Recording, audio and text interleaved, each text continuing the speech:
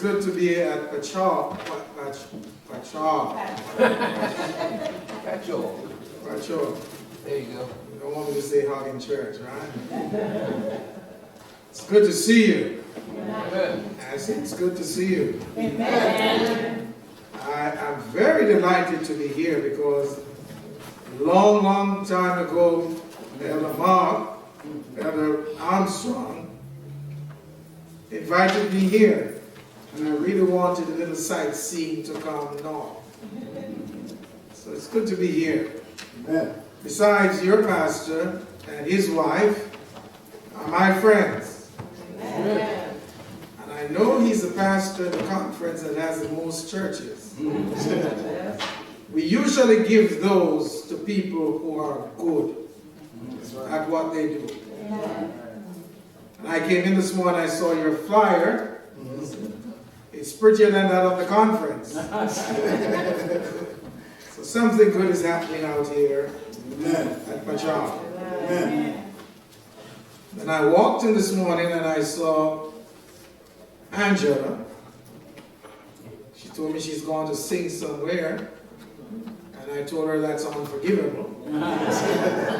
She left just the same. I pastored her when she was a child. Yeah, just coming out of diapers. I was surprised to see her at your church today. See? So now I know where she is. It's good to meet Elder Nat. Yes. Is that the full name? That's just it? Nat? Nathaniel Desire. Huh? Nathaniel Desire. Full name. Nathaniel Desire.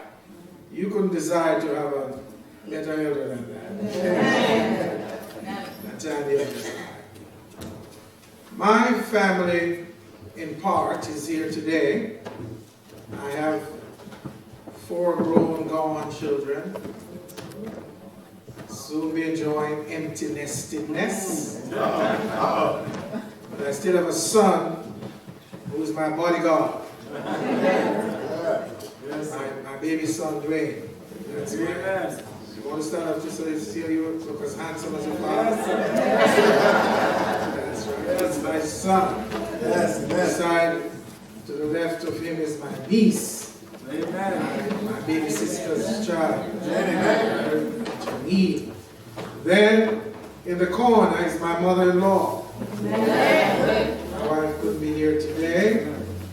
And then that's her aunt, which is also my wife's grand-aunt. Spending some time with us. So we have come along to enjoy the day with you.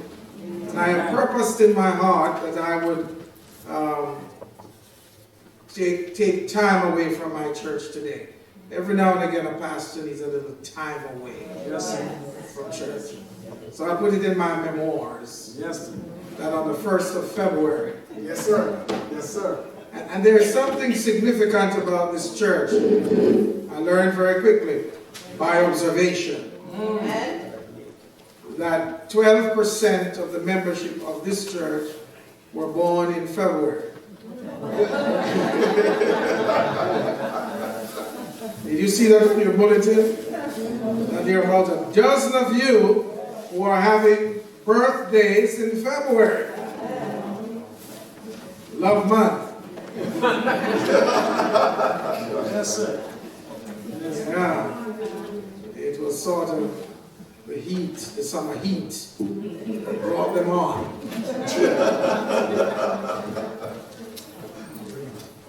I was just communicating with my pastor, and church is just about finished where I am from. They're going for lunch. So my body clock is on a lunch time. Yeah. So my body will keep the score. And I notice that you have some powerhouses that will be coming here. This is a small church doing usual things unusually well. Yes, sir. Pastor Gregory, Carol Gregory. Yes, sir. I heard you say he's coming here. Yes, But I'm glad he's coming after me.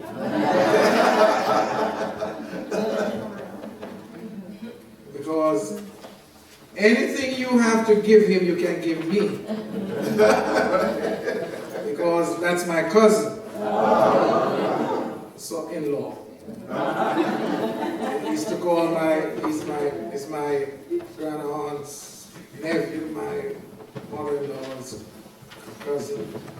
So we're family. Yes, sir. Yes, sir. Yes. So I tell you when I go home this evening, if you treat me right, he can come. Yes, sir. And I heard you're going to have the king. Yes. Yes, sir. John is coming up from Atlanta Yes. to be with. This must be an extraordinary church because people don't usually leave Atlanta to go so far to church. So if he's coming to you, something is happening here. Yes, sir. Yes, sir. I must make significant observation of the blessing you have to have Sister Mary playing for you. Amen. I hope you value that. Yes. Yes. Fingers are still nimble. Fingers are still nimble. Normally when you get to that age, they are frozen. But she's still dexterous on the ivory. Come on now. Come on, Michelle. Come on now. I was communicating with my pastor, thanks to technology, about church. Yes, Even though I leave church and I want to just spend a day not thinking about them, it can't happen. And I bring you the greetings of my church. And I heard some of you are coming to the Baptist church for some thing down there. They are not far away from me. So if I were you, when I hit the Bronx, I'd worship at my church and lunchtime you go over. Deal? Deal. The Lord is doing some amazing things. And I was mentioning to your elder yes. that in 2011, we baptized a Baptist minister who came to, what he said to me when he came to my office to speak to me, he said, my conscience can no longer allow me to be untrue to the people. And from that conversation, we developed a relationship, and I subsequently baptized. Amen. Amen. Still Amen. faithfully coming out. This December, we baptized a Pentecostal minister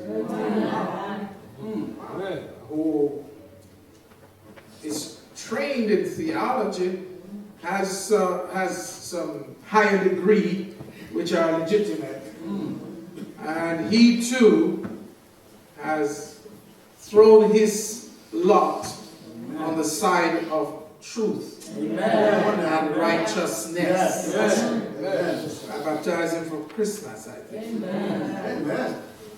And then this week I was in office and I got this call Yes, sir. from this man that I don't know, and he told me his name and titles. Yes, sir. And Yes, sir. he has quite a resume. Yes, sir. Yes, sir. Yes, sir. And he pastors a church in the Bronx that has 300 members. He told me. He's Baptist, African Methodist Episcopal. Wow. And he asked me if he could come over and meet with me to see how we could discuss a joining together of his church with mine. Not mine with his. That's right. And I said, of course, nothing is wrong with talking. Come on over and let's talk and see how it goes. That's right. And my pastor just told me a while ago he's in church with some of his members. Amen. So I hope you can pray for us Yes, sir. Yes, sir. that we can meet the mind of God in all of this. Yes. This year, amazing things are going to happen. Amen. Amen. Listen here, amazing things. Some good, and some will be awakening. Yes. So let's keep faithful. Amen. And let's stay in line Yes, sir. with the will of God. Amen. Amen. Well, this morning, this afternoon, I want to challenge your thinking Yes, sir. with a verse of scripture from the book of Romans. Yes. I like to preach romance. It's like romance. Yes, sir. Yes, sir. I'm in love with the book of Romans. One of the greatest theological treatises in the Bible. Written by one of the most prolific minds in the Bible. Yeah. And I like to keep company with intelligence. Come on now. Come on now. And Paul was quite an intelligentsia. He divides the book of Romans into different sections. The first part of the book deals with practical theology. The first 5 chapters. Then chapters 9 to 11 deal with national issues. And 12 to 15 deals with social issues. And as he brings the book to a close, he deals with hope, he deals with faith, and he deals with love. When he started the book of Romans, it was like hanging up a mirror on the wall where man could see his depravity. Man could see that he was dead in sin. And that's what the word is there for. To show us what we really look like. You cannot look into the Word of God and ever be the same again. You're either better or worse. And the Apostle Paul struggled with man's depravity, painted a dark picture of human depravity. But he ended the book not with gloom and doom. He ended the book with hope. Amen. Amen. And he sends a message to us to remind us that the grace of God that bringeth salvation is available to the vilest sinner. Amen. Amen. That's something to shout about. Born in sin, shapen in iniquity, but there is hope. Yes. Paul is my favorite theologian in the Bible. Not my favorite preacher, but my favorite theologian. My favorite evangelistic preacher is Peter. Grassroots preacher. Pentecostal preacher who shook the world and turned it upside down. Paul, though, was not that type of preacher. If Paul were alive today, you will not invest in bringing him to your church. He was not charismatic. He was not big mouth and loud mouth and energetic. That sounds unusual to you. As a matter of fact, Paul had a speech impediment. He was a stuttering preacher. He evangelized and ministered better with the pen than he did with his mouth. Come on. But God needed him to reach the academia, the scholarly. Peter could preach and win grassroots, but it took a Paul to go on Mars Hill, That's right now. to sit down with the intelligentsia and match wit with wit. He was a very unusual guy in the Christian community. Paul was born in the home of an Orthodox Jew. He was a member of the Sanhedrin. He was steeped in Judaism. He had about 10 terminal degrees. He was schooled under one of the world's greatest scholars called Gamaliel. Yes. He spoke Hebrew. He spoke Aramaic. He spoke Greek. He was devoted to Judaism. He was cocky, haughty, and terrible. Paul had nothing called a sense of respect for religious liberty. You either were on his team or not, and if you were not on his side, he was going to order your assassination. Paul had a lot of blood on his hand. He was a good man, but he needed to become a God man. Yes. Yes. And the God we serve is not like man. God we serve can look beyond our faults and see our needs. The God we serve sees who we are, but he knows what we can become. Amen.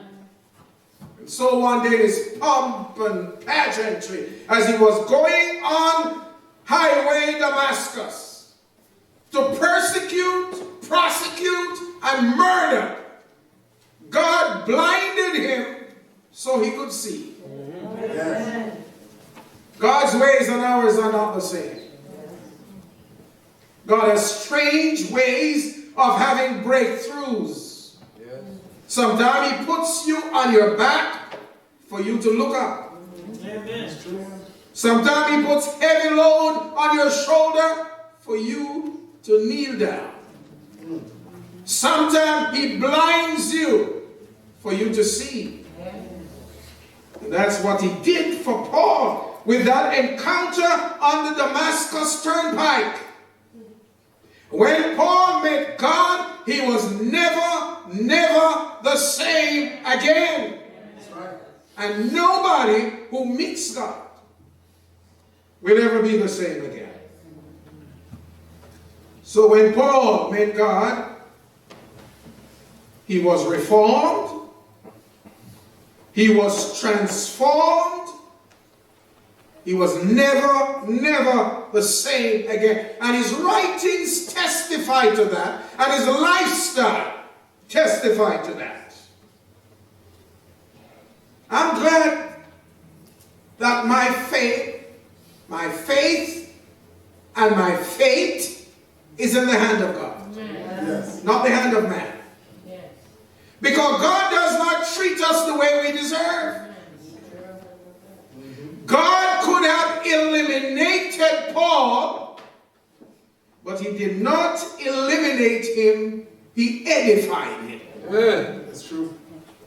He could have displaced Paul, he could have replaced Paul, But in did neither of those, he transformed him. He changed him from a persecutor to a preacher.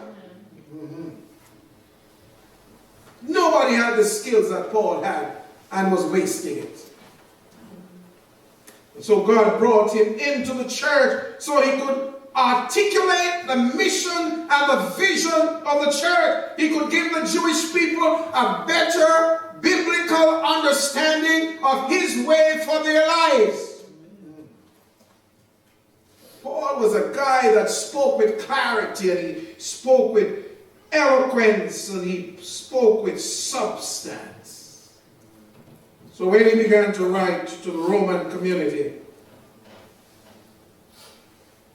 he wrote in an era when they were entrenched in theological discourses, in what we call theological hair splitting.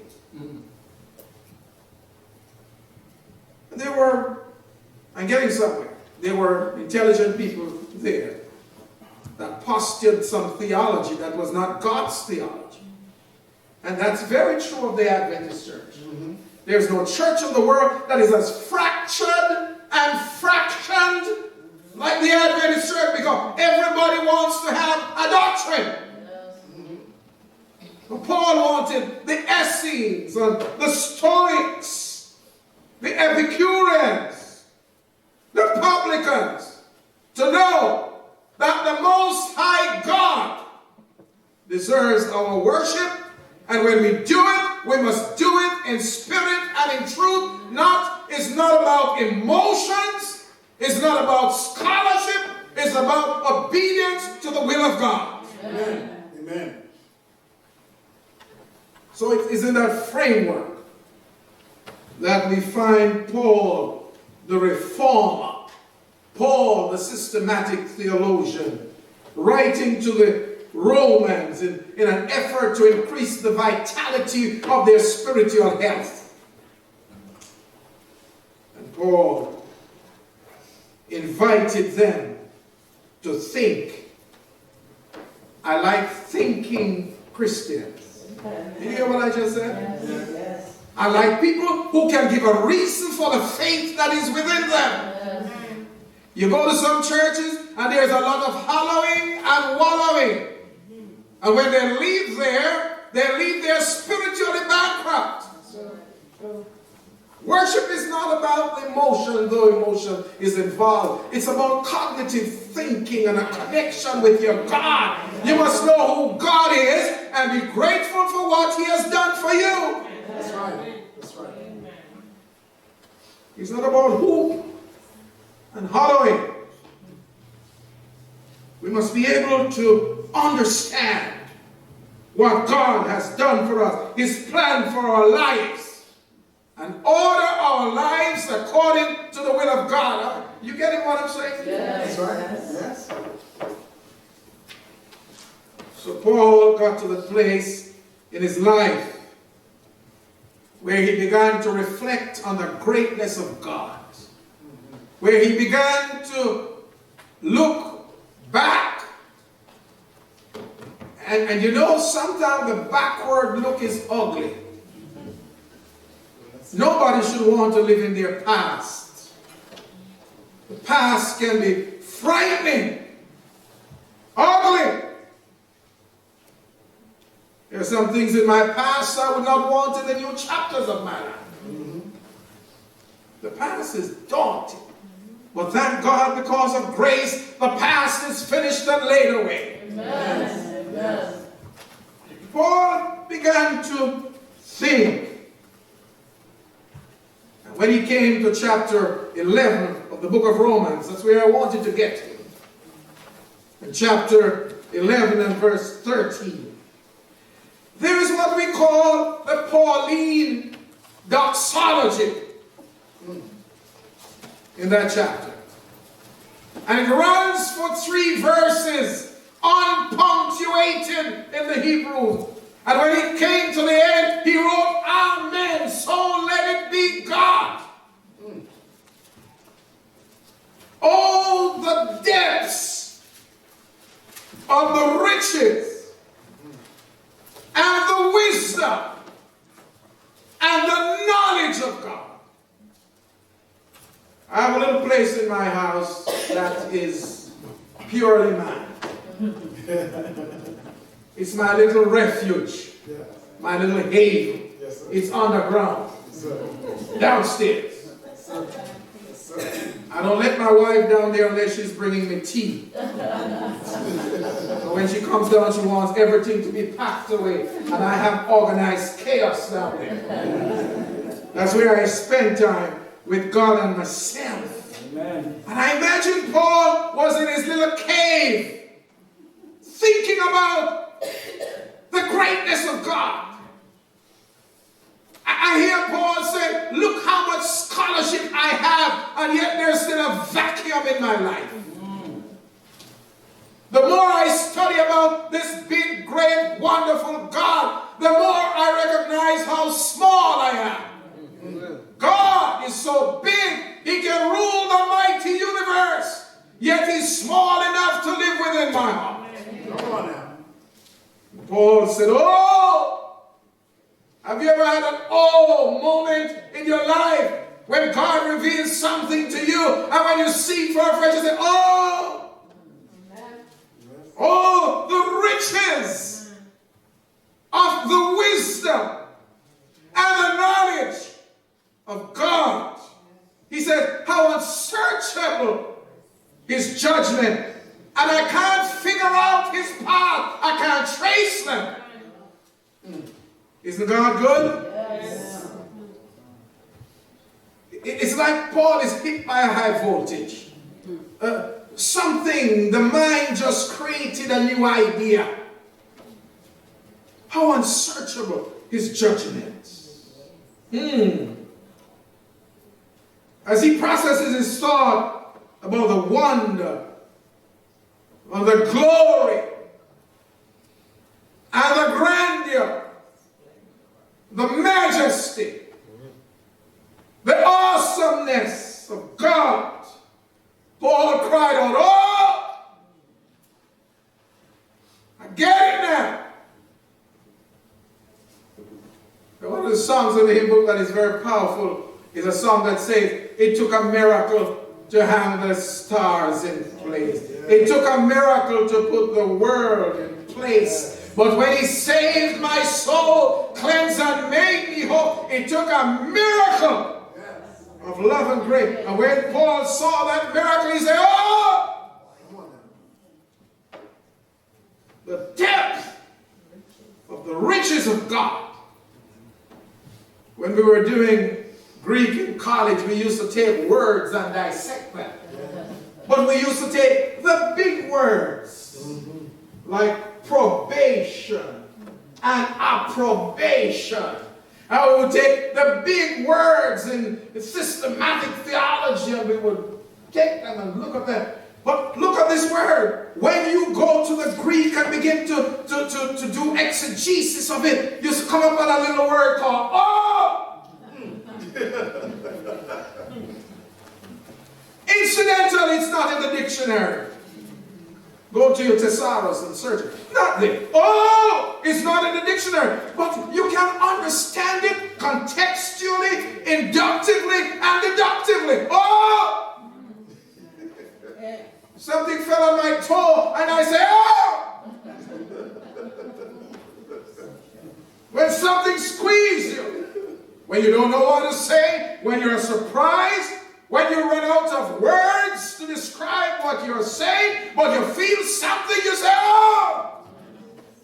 Paul was feeling something. There are some things in your life that you can't explain till you experience it. And there are some things you can't experience even if you explain. Oh, is one of them. Sometimes something well up in your soul, and the only way to get it out is to say, oh! Oh, the riches, and the glory, and the depth, and the knowledge of God. Oh! But you're such a nice church in Patchogue, but let me tell you something. If you come to like my church on a high day, when they are hot in the spirit, and somebody gets up and shout something, and all the eyes start to look over. Yeah. I go to some churches to preach, man. Boy, it's hot. But let me tell you something. When you see people shouting in church, leave them alone. Let them shout. Because if you had gone through what they went through during the week, you would be aflame with thanksgiving. Everybody experience is not the same. That's right. When you feel something, say something.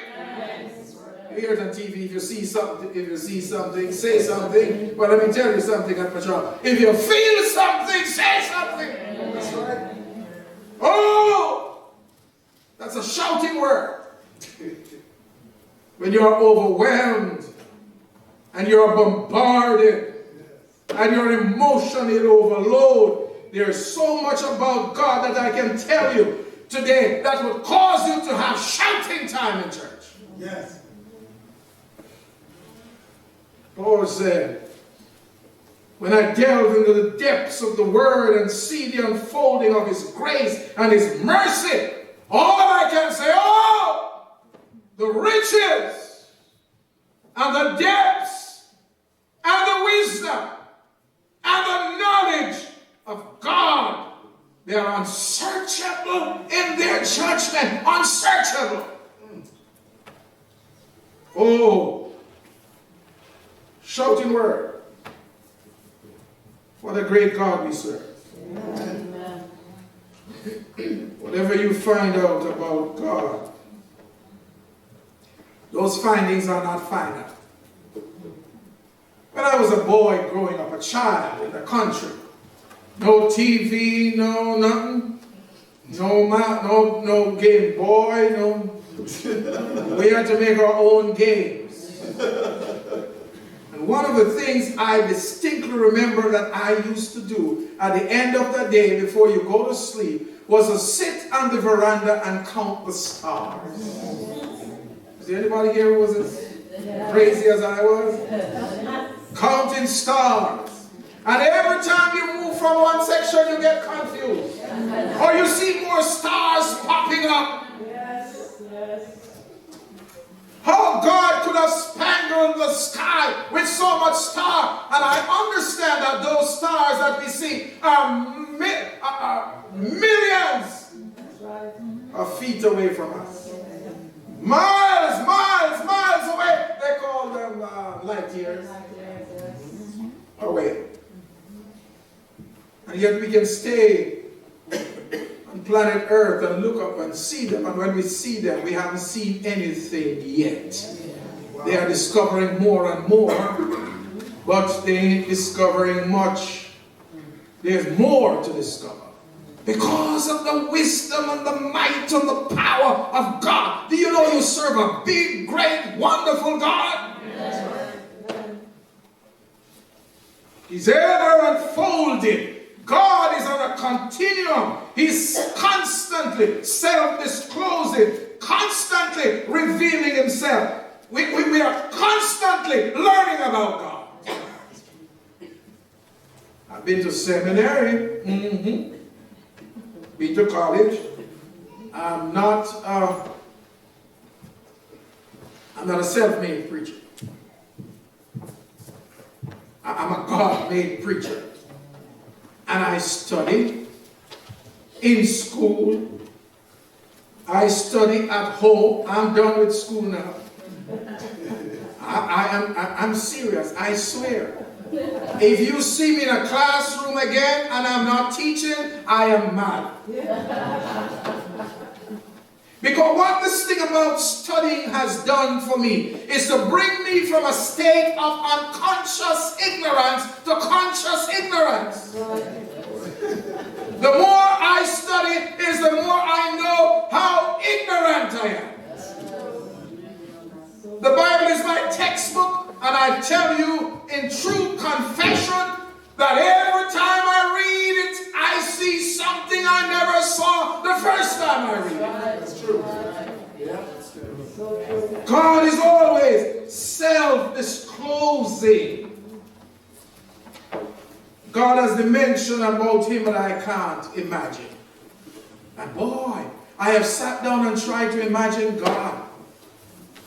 But you know, the more we get closer to God, the farther God is from us.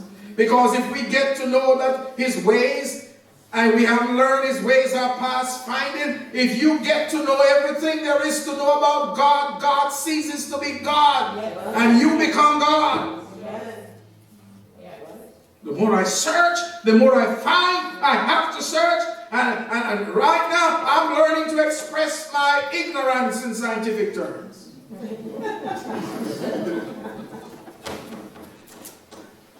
Job asked the question, canst thou by finding, canst thou by searching, find out God?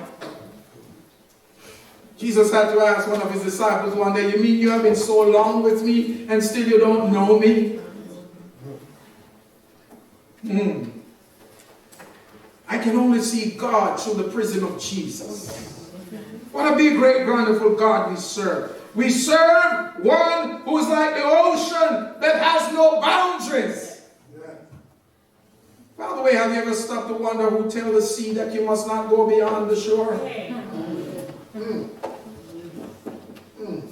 And with all of this thing called planet, what kind of change? Global warming and climate change. The sea is still obedient to the coastline. Have you ever wondered why every now and again you have to change a light bulb in your house and God has never had to change a star?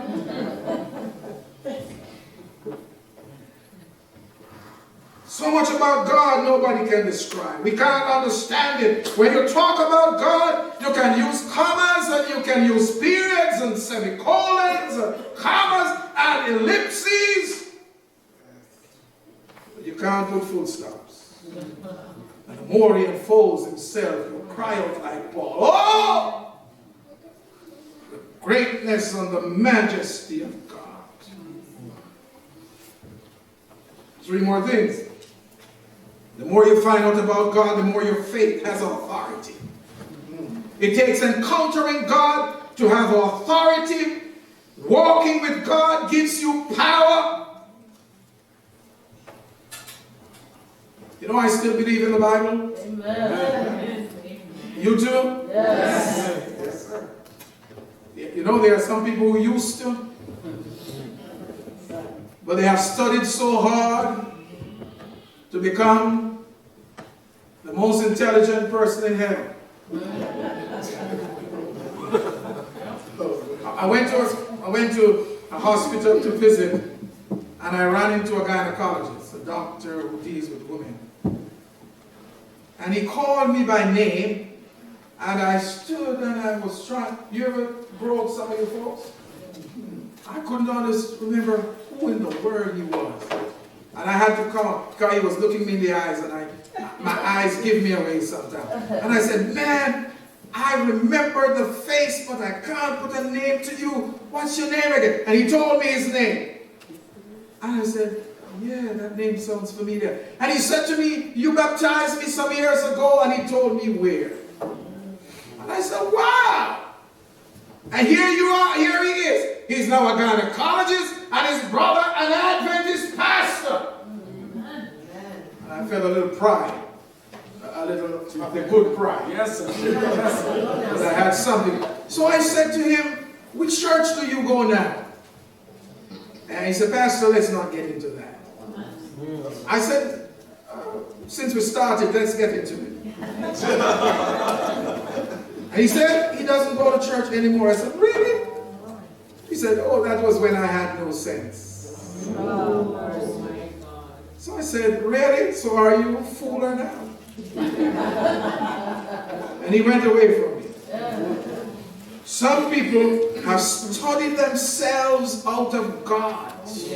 have made themselves God. But I tell you, I stand alone on the word of God, the Bible.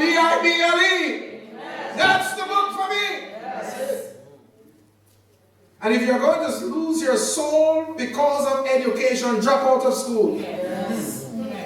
It's better you drop out of school and stay in the kingdom than drop out of the kingdom and stay in school. I still believe in the Bible. It's the inherent, infallible, inspired word of God. I still believe in the stories of the Bible. People will tell you that the Jericho march, when the wall fell down, it was an earth tremor. And the earth tremor came and the walls collapsed, and the earth tremor was exacerbated by the amount of footsteps that were going around it. And they will give you all, I believe it was the march that brought down the Jericho wall, because God said it. I believe the Hebrew boys in the fiery furnace were real. Science will tell you that they survived because they had on asbestos. I believe the boys in the Hebrew fire survived because God clothed them with material that fire couldn't handle. Science will tell you that Daniel and the lion den is a myth, because the lions were fed just recently and they were so filled they had no space for consumption.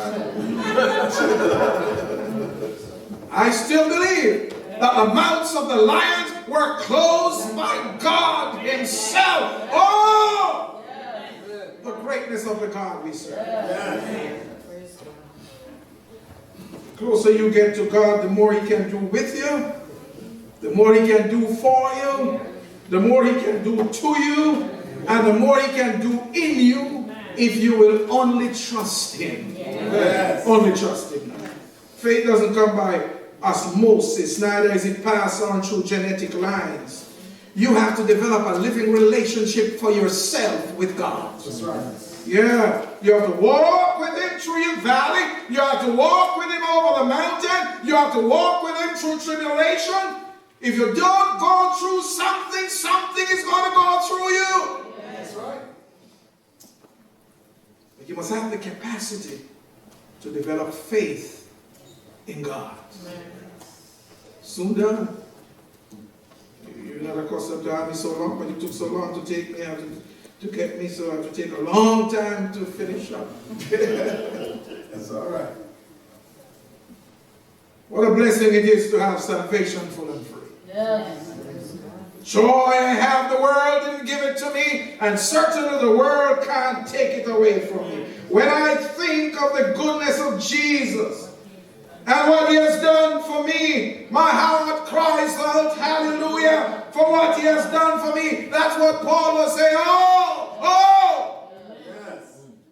The depths of the riches of the wisdom of our God. There's a little song I hear the youngsters singing around my church. And I wrote down the word, the splendor of a king, clothed in majesty. Let all the earth rejoice. All the earth rejoice. He wraps himself in light and the darkness tries to hide and trembles at his voice. How great is our God. Sing it. How great is our God. And all will see how great is our God. Age to age he stands, and time is in his hand, beginning and the end. The Father, 3 in 1, the Lion and the Lamb. How great is our God. We serve a big, great, wonderful God. That's right. Name above all names. Yes. Worthy to be praised. Yes. Yes. How great is your God.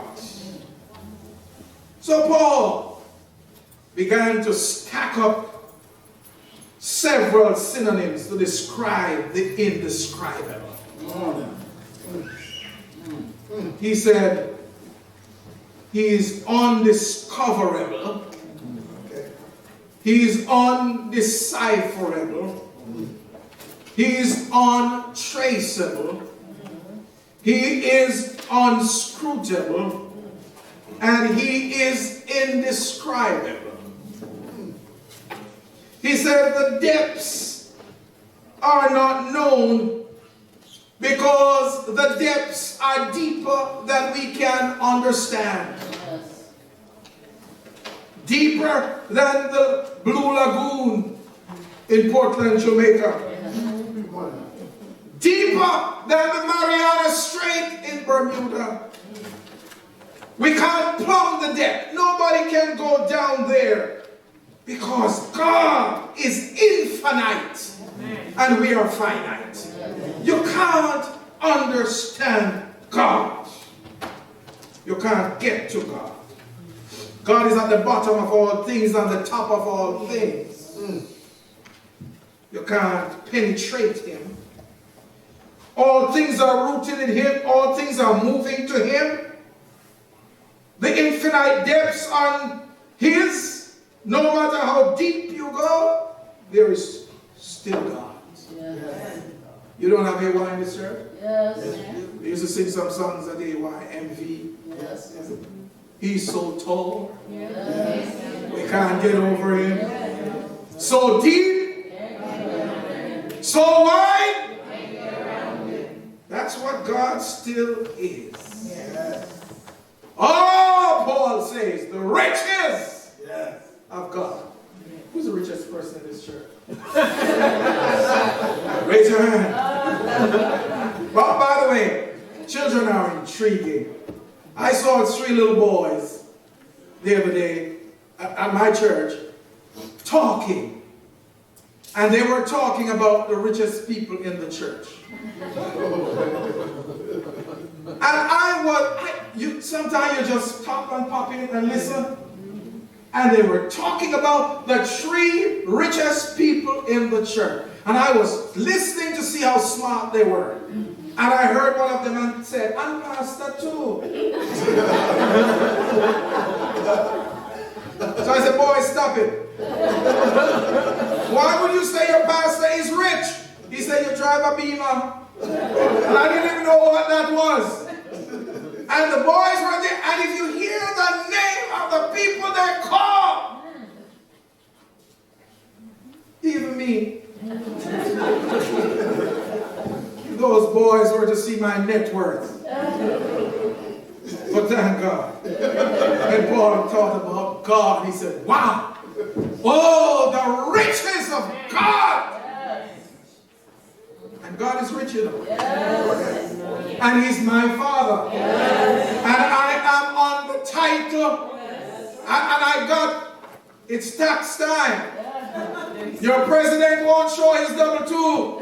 But God has his out there too. Yes. Oh, the riches that God has. He has the title deed to the universe. Yes.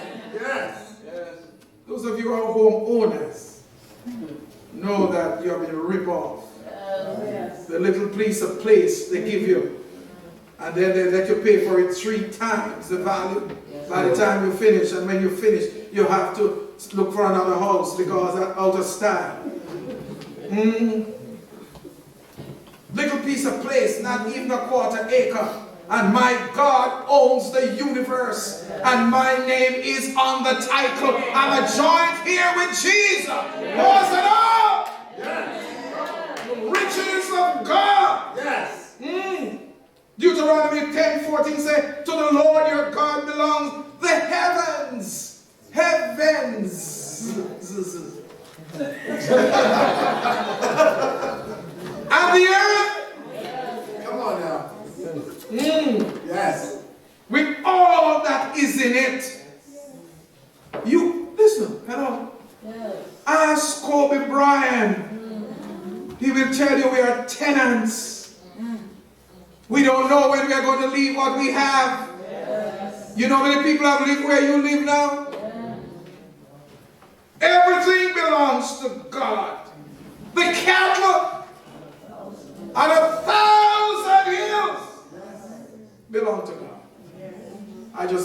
came back from vacation. Remember that? Yes, sir. I went to Jamaica. Yes, amen. In the little countryside I was born. And I sat on my aunt's veranda and I saw people passing with cows. And I counted them by the heads. My so-and-so have so many heads a cow. But my God counts them by the hills. Wow. The hills, and he said, it's thousands of hills. In mathematics, you would say x plus y equals z. Because that's an unknown quantity. The amount of cattle God has upon the hills is an unknown quantity. Yes, sir. Have you ever seen the world run out of cow? The more you buy steak, an oxtail. Yes, sir. My favorite. Yes, sir. The more you have cows. Oh, the riches of God. And listen to this, listen to this. Haggai 2:8. The silver and the gold Yes, sir. is mine. Yes, sir. I learned something fascinating by reading. And I found out that the greatest gold reserve